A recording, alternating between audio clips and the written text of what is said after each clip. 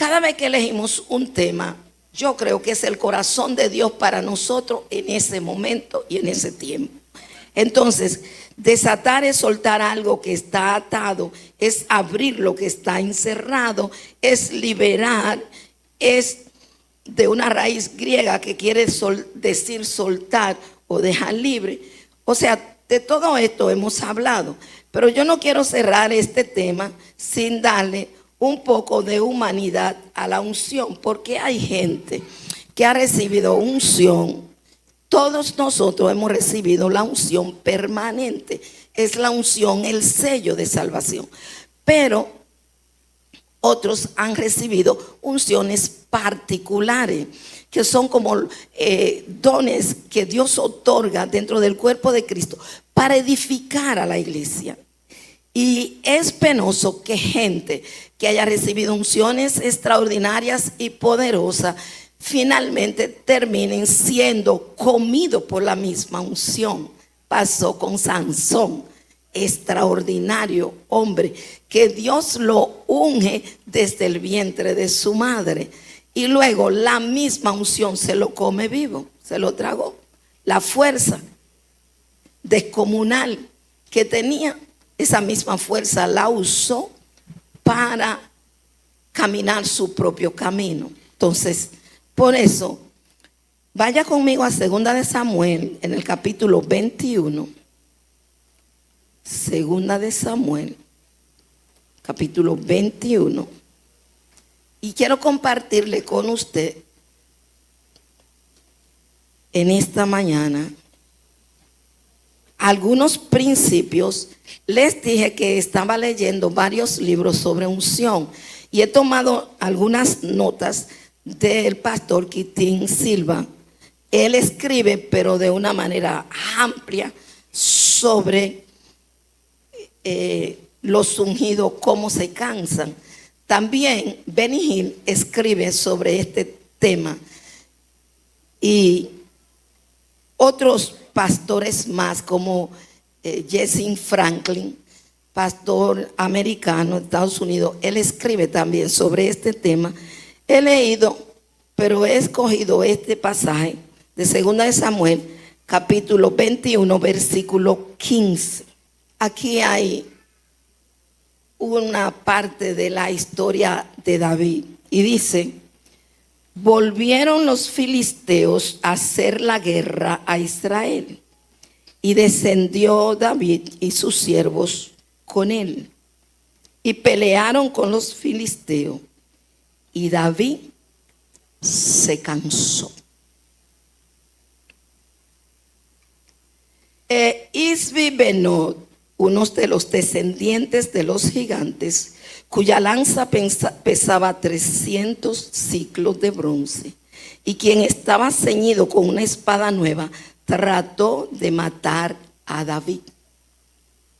Mas Abisai, hijo de Sarbia, llegó en su ayuda e hirió al filisteo y lo mató.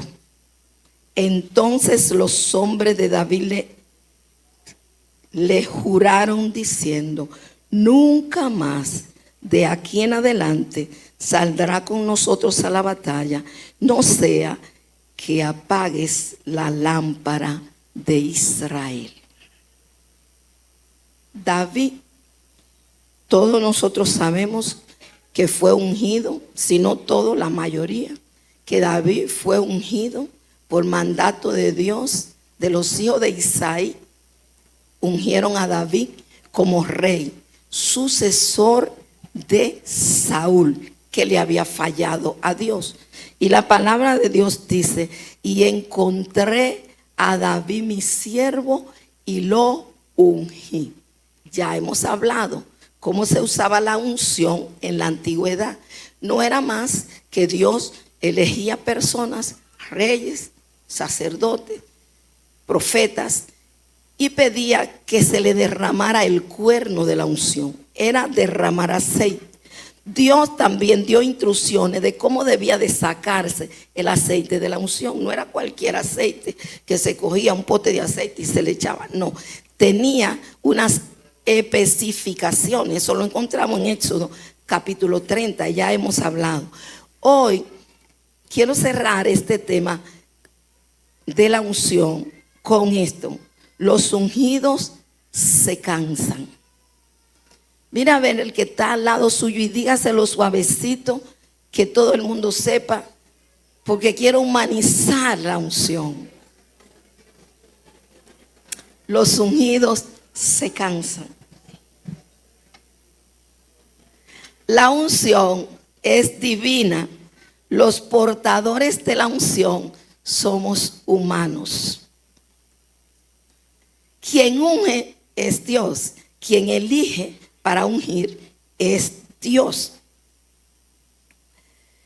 Jesús se cansó y él era el ungido por excelencia.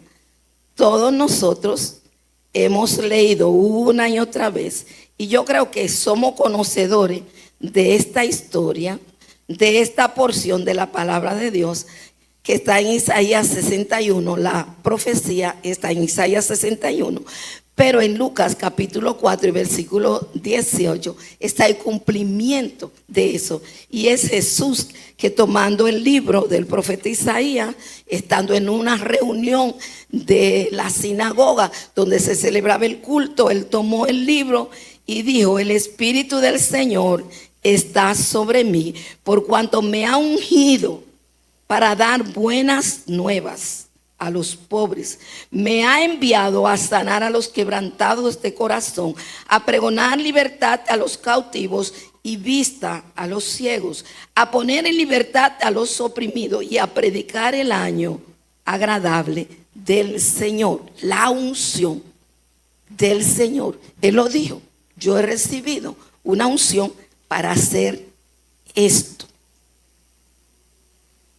Una unción divina para hacer esto. Pero ¿qué es lo que dice Juan capítulo 4 y versículo 6? Que Jesús iba con sus discípulos y que le era necesario pasar por Samaria. Judíos y samaritanos no se llevaban entre sí, pero en ese viaje le era necesario pasar por Samaria. Pero dice que cuando llegaron al pozo de Jacob, Jesús estaba cansado. Los discípulos le hablan a Jesús de que no hay que comer, que se ha acabado la lonchera, están vacías, y que como van a caminar mucho y van a cruzar desierto donde no van a encontrar comida, van a devolverse al pueblo para comprar algo de comer. Jesús, dice la Biblia, que ahí en el pozo se quedó y le dijo a los discípulos: vayan y vuelvan. La Biblia dice que Jesús, cansado del camino, se sentó en el pozo. Jesús era el ungido de Dios, pero era humano, y en su humanidad se cansó. Mateo, en el capítulo 26, nos narra cómo Jesús se agota emocionalmente dando la batalla para ir a la cruz. Se agotó. Él dijo: mi alma se cansó, mi alma dio batalla y mi alma entró en un cansancio. Jesús se cansó, se agotó emocionalmente. Podríamos citar más pasajes donde Jesús, que es el ungido, en su humanidad se agota, se cansa. Cansancio, según el diccionario, es una sensación extrema de agotamiento. Cuando estamos cansados, estamos agotados. La sensación es de no tener fuerza, de no poder no parar. Es una falta de energía, es falta de fuerza, es flojera. El cansancio puede ser físico, puede ser intelectual, emocional o espiritual. ¿Cuántos se han cansado en la vida? Hay distintas clases de cansancio. Yo he pasado, yo creo que por la mayoría de esos cansancios. Me he cansado físicamente. Yo digo, se me fue el aire, se me fue el power. Y estoy así. sin power. Yo me he cansado emocionalmente. He librado batallas en mis emociones, que mis emociones se han agotado, se han puesto débiles. Tengo que recurrir al cielo espiritualmente, dando guerras, dando batalla. Creo que todos nosotros, el cansancio intelectual es cuando sobreusamos el cerebro.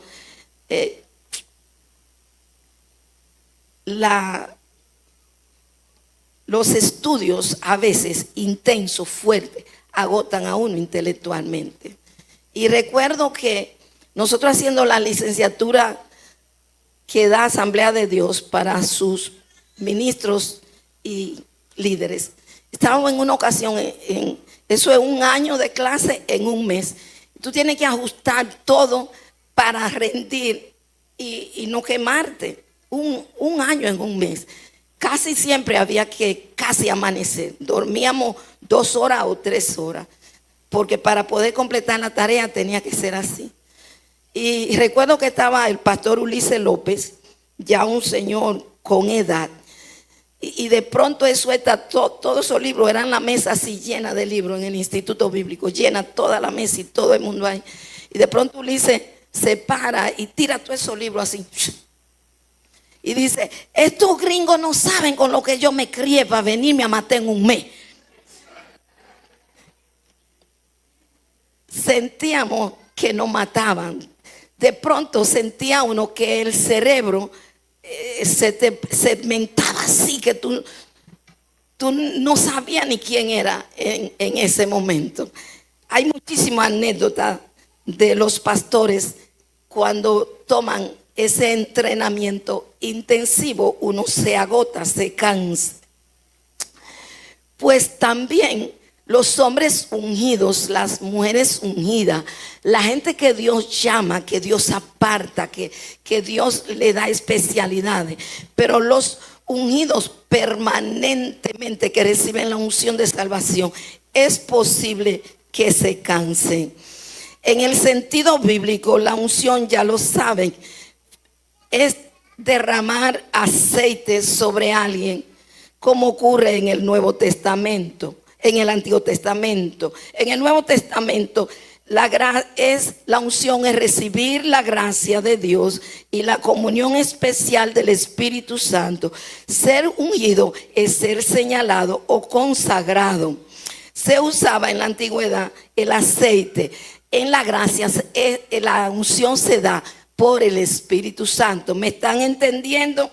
Yo quiero darle esto estilo de enseñanza en esta mañana, porque quiero que quede muy clarito.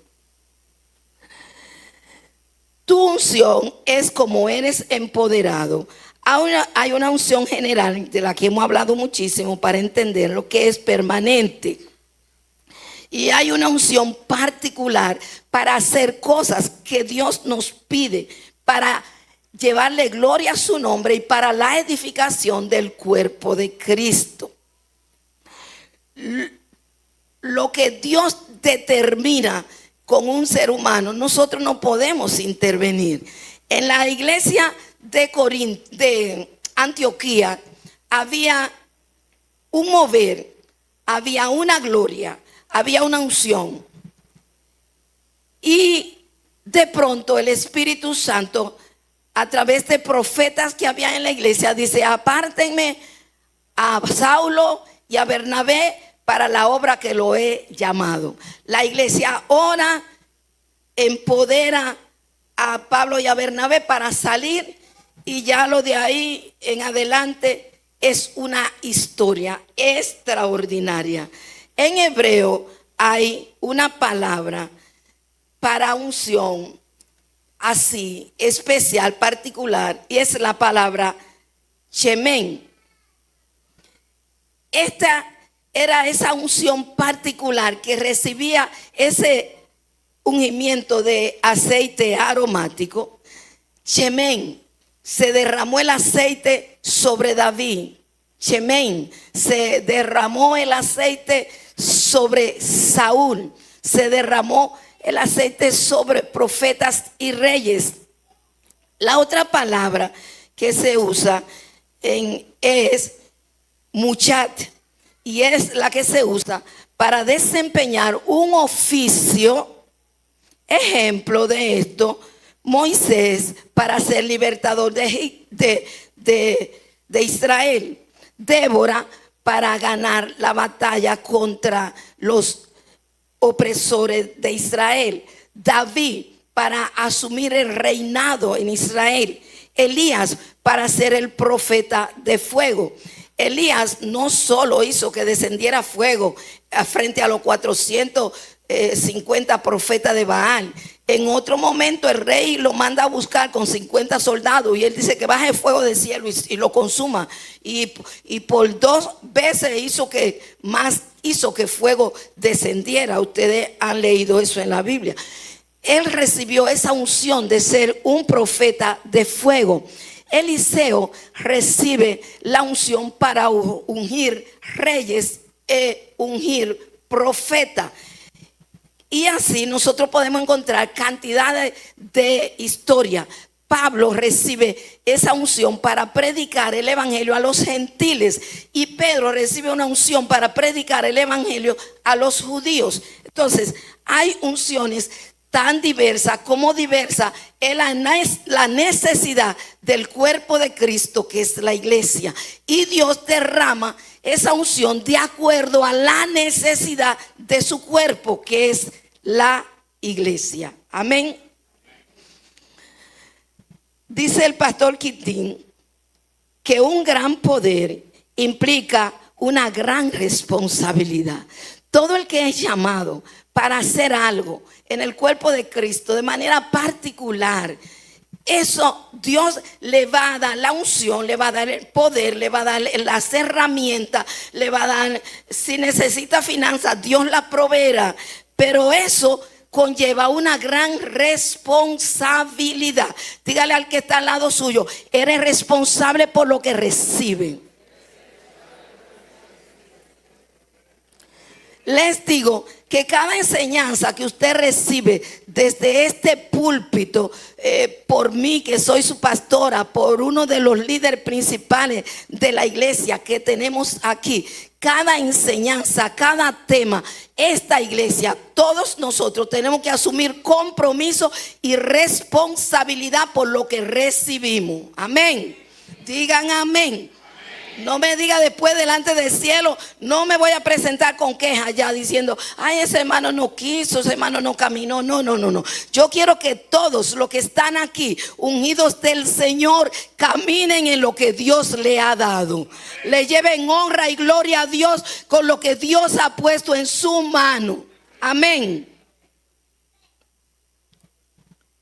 Entonces, vamos a nuestro pasaje que leímos. Segunda de Samuel, capítulo 21, versículo 15. Nos habla de la muerte de 4 gigantes. Uno de ellos trató de matar a David.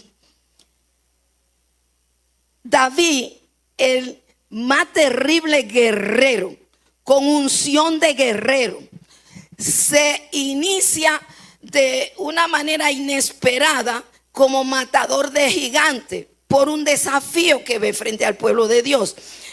Va a hacer un mandado a su papá: ve a la batalla para ver cómo están mis hijos, dice Isaí, y ve para llevarle un poco de comida a los muchachos que están en el frente de batalla, y llévale esta comida particular al jefe mayor, al rey, a Saúl, que está en la batalla. 40 días tenía este gigante desafiando a Israel. Y cuando David lo oye, dice: ¿quién es ese incircunciso? ¿Quién es ese que no es del pacto? ¿Quién es ese que no tiene derecho sobre nosotros, que está insultando? Y ahí ya ustedes conocen la historia. David agarra y mata al gigante. Entonces ya de ahí en adelante David fue otra cosa, fue otra gente. Es un mata gigante. Pero David, luego que levanta su ejército, que ya nosotros vimos cómo comenzó el ejército de David, con gente que estaban desahuciados por ahí. Comienza su ejército. Entonces, los que son parte del ejército de David también se convierten en mata gigante, porque los hijos reciben el ADN de los padres. Todos nosotros, yo tengo el ADN de Ramón Arias.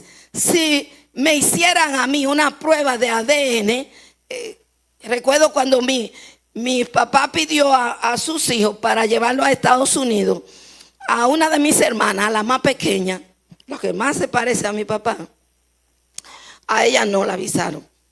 Le dijeron, no, hay que hacer una prueba de ADN a usted.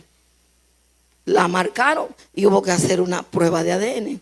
Pero cuando hicieron la prueba de ADN, pues salió 99.9 hija de ese hombre. Tiene el ADN de ese hombre. Es hija de ese hombre. Usted y yo tenemos el ADN de Dios, de Jesús, por su sangre. Somos hijos. Somos hijos. Somos hijos. Somos hijos. Somos hijos. Somos hijos. Somos hijos, mas a todos los que le recibieron, a los que creen en su nombre, les dio el poder de ser llamados. Tenemos el ADN. Pero usted también, al ser parte de esta congregación, de esta comunidad de fe, usted recibe el ADN de esta comunidad de fe. No todas las iglesias son iguales y no nos comparamos, porque no estamos para compararnos, estamos para caminar en la unción que Dios derramó para nosotros, entenderla y caminar en ella para darle gloria a Dios y manifestar la grandeza de Dios a través de nosotros. Pero cada gente que está aquí tiene el ADN de esta casa. Pues los valientes de David recibieron el ADN de David.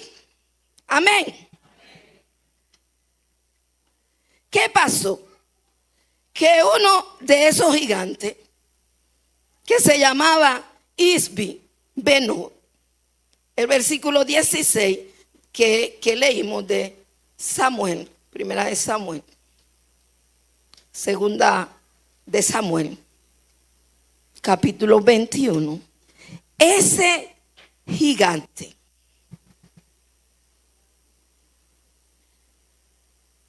aprovechó que David en esa batalla se cansó.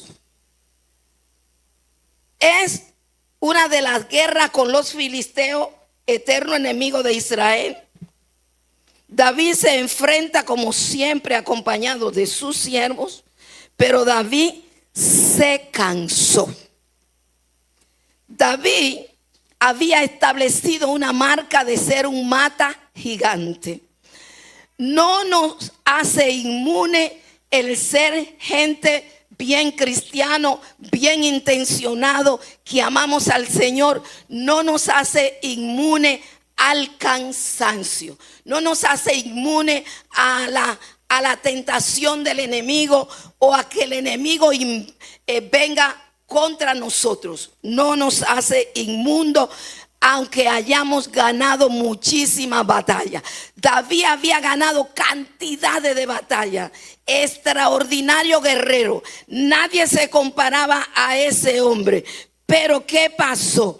Que hay un momento que David se cansa en la batalla y este hombre, que se llamaba Isbi Benob, dice que era morador de Job, que representa oportunismo. Dice, esa palabra representa oportunismo.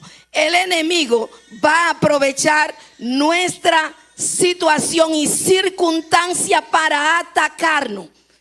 El Satanás anda como león rugiente. Él anda humeando. Él anda chequeando.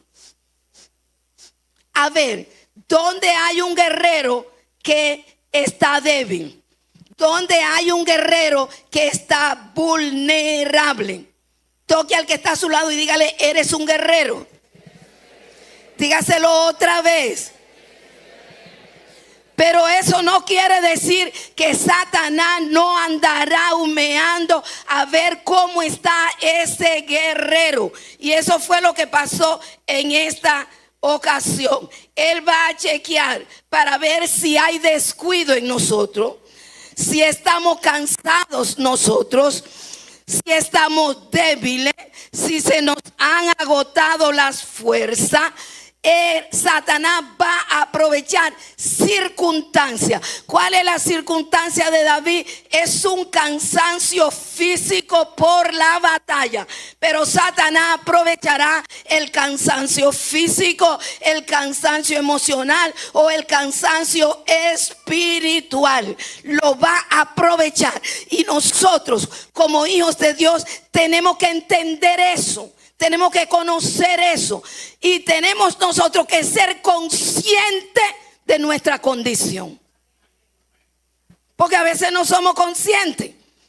A veces somos como bobos y no entendemos. Si usted físicamente está cansado, yo le voy a decir que usted se toma algo que le dé energía, un té de canela, un chocolate bueno, un cafecito bien bueno, y usted está cansado, entonces usted se acuesta y duerme 1 o 2 horas, y luego ya usted como que se repuso.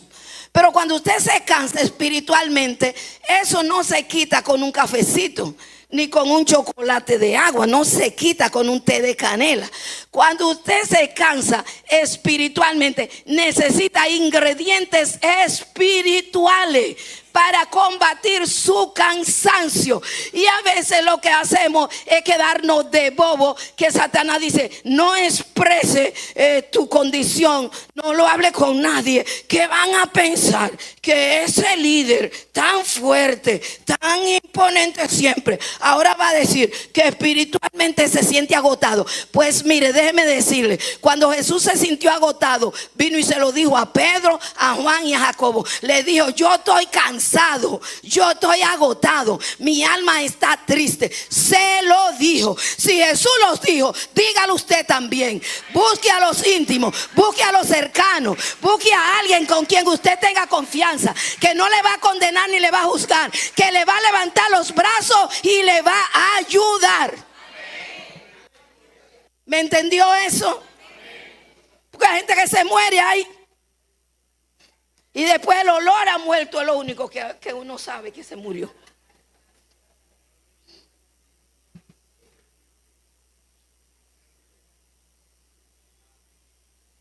Que el Señor reprenda los susurros de Satanás.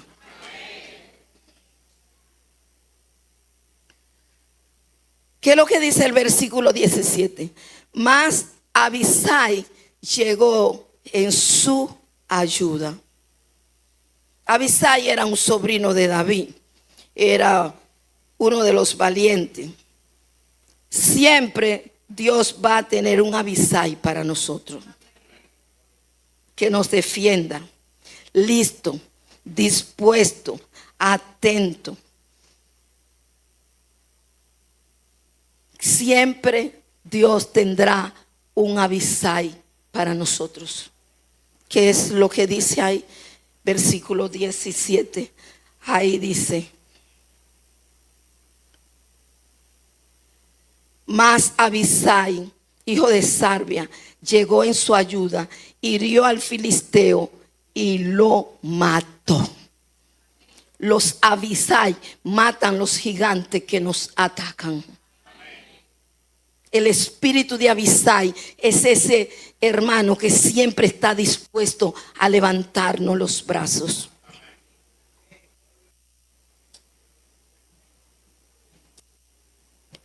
Es que usted se agotó hasta lo sumo por el trabajo, por lo duro de la batalla, pero Abisai vino y le levantó los brazos, se puso delante y mató al gigante que lo estaba atacando. Que el espíritu de Abisai sea desatado en esta casa. que aquí hayan muchos Abisai que levanten los brazos a los que están cansados, a los que se han agotado. Lo que nos agota a veces es la batalla. A los que están en ministerio, sepan que el ministerio es agotador. El ministerio cansa, agota, estresa, trae opresión. Moisés recibió tanta opresión que dice la palabra que Moisés ni siquiera pudo entrar a la tierra prometida. Fue tanta la queja, fue tanta la murmuración, fue tanto el chisme dentro del pueblo que lo agotó, que lo hizo perder su cabales y salirse de quicio en un momento. Pues sepan, lo que ejercen ministerio en esta casa, sepan que los ungidos se cansan y que de pronto uno tira como que quisiera tirar la toalla y hasta dice cosas. Moisés, yo no sé, pero Dios le dijo, háblale a la roca, y él no le habló. Él le dio un barazo a esa roca y le dio una rabia con ese pueblo, y eso hizo que se saliera de quicio. A veces puede pasar eso. Lo que tienen ministerio, nos agotamos, nos cansamos, pues sepa que necesitamos un Abisai que venga y nos levante los brazos, que venga y mate al gigante que nos está atacando. Hay gigantes que nos atacarán, que perseguirán la unción. El diablo no quiere nada más de ti. Él lo que está buscando es lo que tú posees. Él está buscando lo que tú portas. Él está buscando qué hay en ti. Está buscando qué derramó en ti. Y él lo seguir a como de lugar. Él va a tener gigantes que se van a parar delante de ti para perseguirte hasta matarte. Pero un Abisai librará de que te maten. Colóquese ahí. Colóquese en el espíritu de Abisai. Colóquese en el cercano que está pendiente para levantar la batalla a favor del ungido.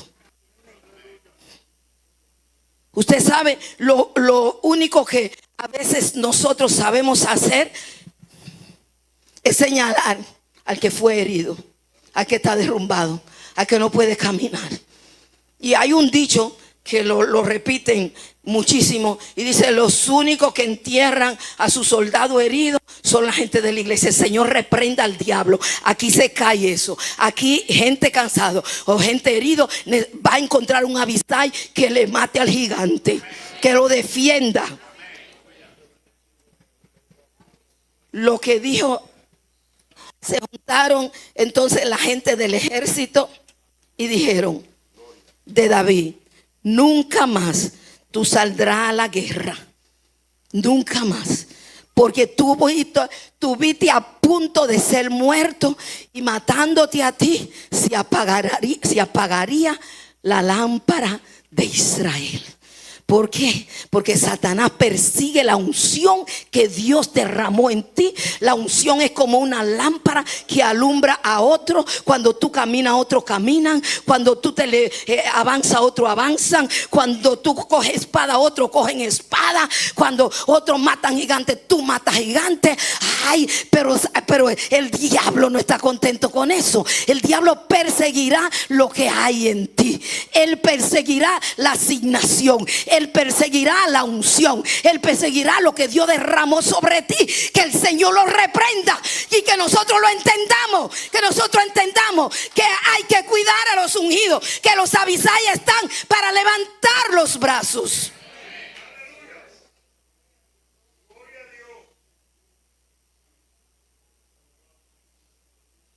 Hay muchas cosas que pueden sacarnos de circulación. Hay gente que le critican y no le importa, es como si le resbalaran. Pero hay otros que si lo critican se mueren de una vez.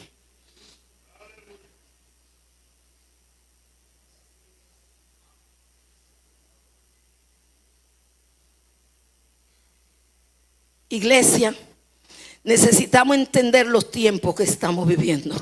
Dios está preparando la generación de los últimos días. Y debe ser una iglesia entendida en los tiempos. Debe ser una iglesia que entiende que respeta las unciones, que levanta los brazos de los ungidos, que levanta espada y mata a los gigantes que persiguen a los ungidos. Digan amén. Nunca más saldrá a la guerra. El ungido tenía que ser cuidado, porque el ungido es portador de la visión y es recipiente de la unción. Usted sabe que hay dentro del cuerpo de Cristo, que es la iglesia, hay líderes. No es que caminan con otra visión, es que dentro de la visión principal Dios los escoge para asuntos especiales. Y usted es portador de esa unción. Y como iglesia, eso debemos de reconocerlo y cuidarlo. A mí nunca se me olvida en un caso que ocurrió hace muchos años, pero que fue algo tan trágico dentro del cuerpo de Cristo. Fue algo tan doloroso, pero tan doloroso. Es cuando Jimmy Swaggart, el evangelista del momento, uno de los más grandes evangelistas de Estados Unidos en su momento y tiempo, siendo usado para levantar en el mundo entero centros educativos donde se diera la palabra de Dios, levantando pozos en África, llevando toneladas y toneladas de comida a los niños que morían en África de hambre, llevando la palabra de Dios a presidentes en toda América, en África, en Asia. Era algo extraordinario. ¿Qué pasa? Había una unción terrible en ese hombre. La gente que tuvo la oportunidad de conocerlo y conocer la palabra, cómo fluía en ese, era algo extraordinario. Pero el ministerio que tenía, ¿qué pasó? Que él tropezó moralmente, cayó en pecado moralmente y fue llevado a una disciplina. Y él no aguantó esa disciplina y se armó un lío. Pero eso fue una tiniebla en el mundo cuando eso salió en los medios de comunicación de todas las noticias de Estados Unidos y el mundo. El gran televangelista ha sido sorprendido en un pecado moral con una mujer. Y eso fue, pues cuando se reunieron los ministros que estaban en autoridad sobre él, yo vi a un ministro en esa entrevista, porque era de la Asamblea de Dios. Yo lo vi cuando él dijo, cuando Jimmy Swaggart estaba en las plataformas, cuando Jimmy Swaggart mandaba toneladas de comida a África, cuando Jimmy Swaggart le abría pozos y levantaba escuelas en el mundo, ¿cuánto de nosotros estábamos cubriéndolo en oración? ¿Cuánto de nosotros doblamos la rodilla por él? ¿Cuánto de nosotros cuidamos su corazón y nos interesamos? Nadie podía abrir la boca. Todo el mundo estaba contento de lo que estaba ocurriendo con él, pero nadie estaba al cuidado de él. Pero Abisai era uno que estaba al cuidado de David. Estuvo a punto de morir, pero ahí estaba él con la espada. Abisai, como David, era un mata gigante. David era un mata gigante, pero llegó el momento que se cansó, y cualquiera se puede cansar. Pero déjeme decirle que deben levantárselo a Abisai, que cuidan las unciones, que cuidan a los de Dios, que cuidan a los hijos de Dios, que van a levantar la espada y van a cortarle la cabeza al gigante. Santo Dios.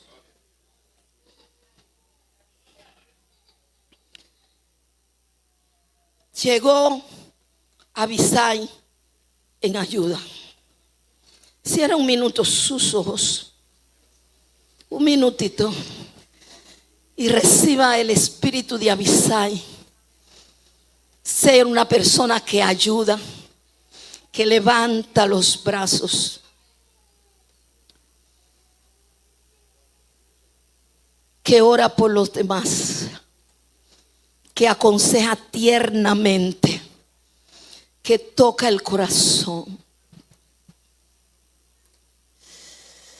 Santo Dios, Señor, oramos en tu nombre y declaramos que el espíritu de Abisai nos toma a nosotros como casa de fe para ser gente que ayudamos, que levantamos brazos, que matamos gigantes para cuidar la unción. En el nombre poderoso de Jesús. Éxodo capítulo 17 tiene una historia. Cuando Israel venía por el camino,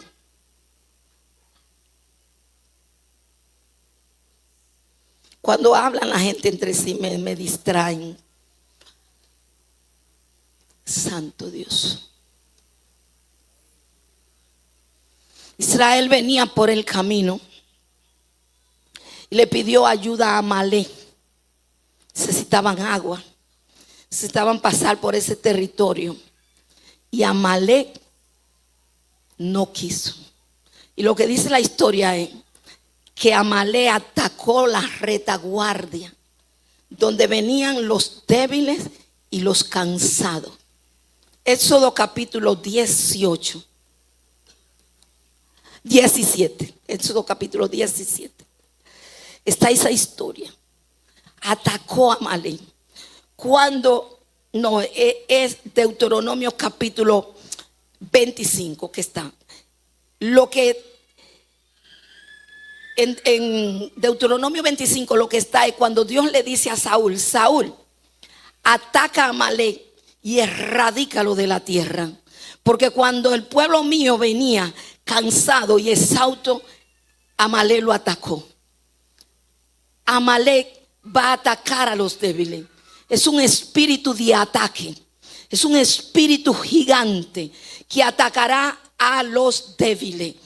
Y ese espíritu se mueve dentro de las iglesias. Lo que la palabra de Dios dice que nosotros debemos de hacer es fortalecer a los débiles. Fortalecer a los débiles. Pablo, escribiendo el libro de los Romanos, dice: fortalezcan a los débiles. Fortalezcanlo. Aquí estamos para fortalecernos, porque los ungidos también se cansan.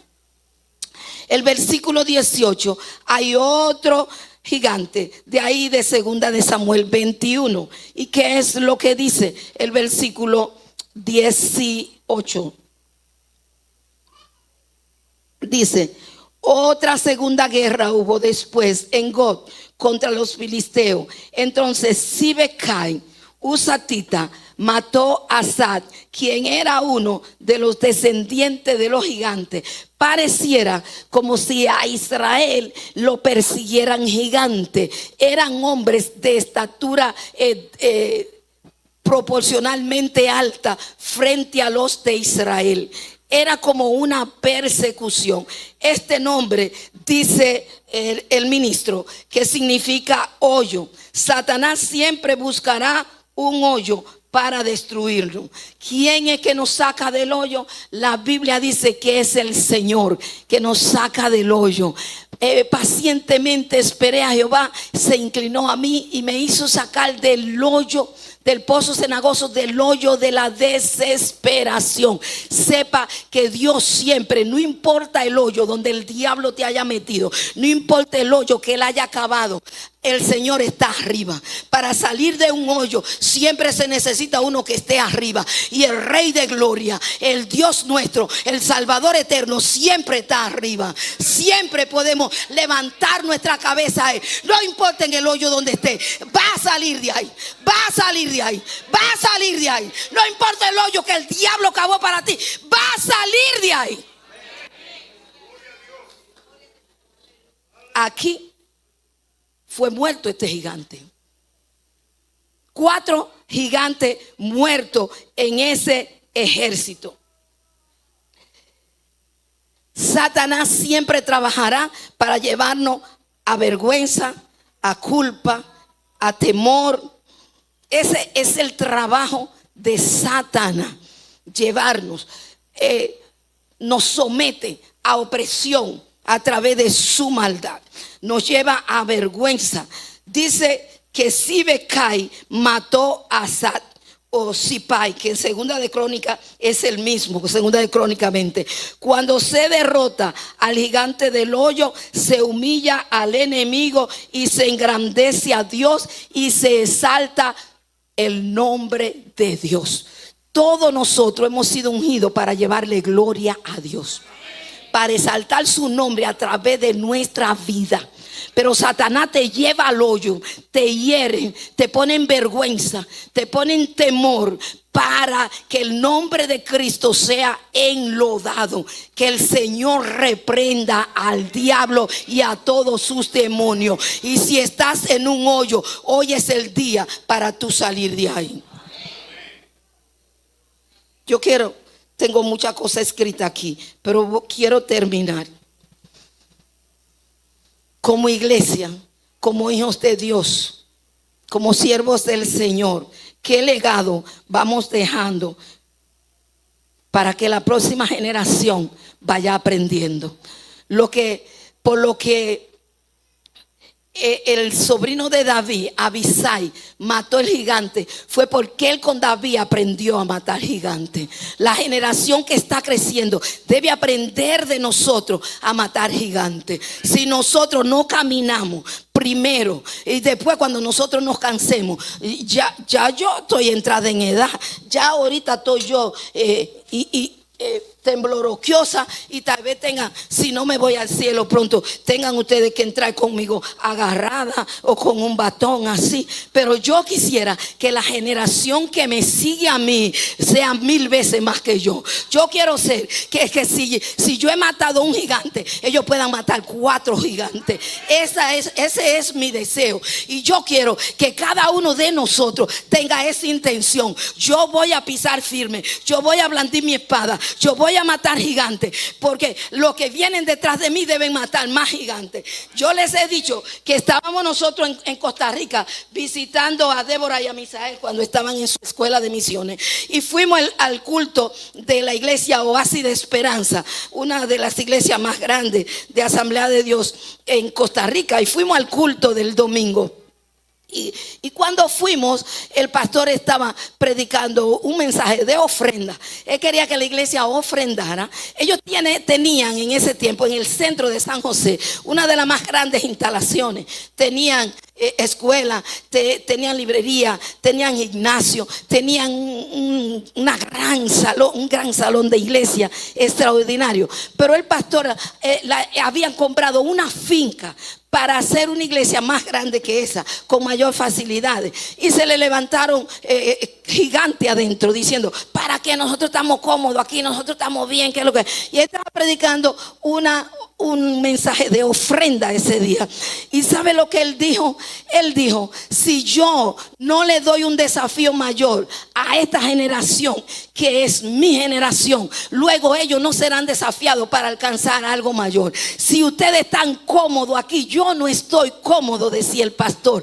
Yo quiero poner esta generación que piense más grande que yo, que llegue más lejos que yo, que la visión sea más grande que yo, que la unción sea más grande que la mía. Yo quiero poner esa generación, y en esta mañana Centro Evangelístico le digo: este es mi deseo, este es mi corazón, que ustedes todos crezcan más que yo, que avancen más que yo, que lo que son adolescentes. Ahora, ¿dónde están los adolescentes? Pónganse de pie los adolescentes. Quiero bendecirlo en el nombre del Señor. Quiero bendecir y decir que crezcan más, que corran más, que lleguen más lejos, que maten más gigantes que yo, que el Señor los lleve a los palacios, que el Señor los lleve a los estadios, que el Señor los haga desafiantes en las universidades, que el Señor los lleve desafiantes ahí a las plazas, que sean matadores de gigantes. Y que cuando un ungido esté cansado, ustedes sean lo Abisai, que levantan la espada y le cortan la cabeza.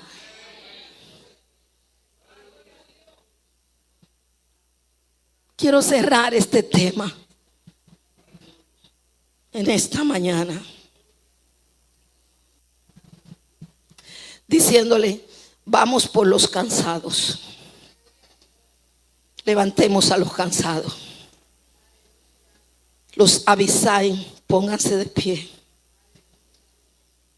los que cuidan la unción de otro, los que atacan los gigantes. Póngase de pie.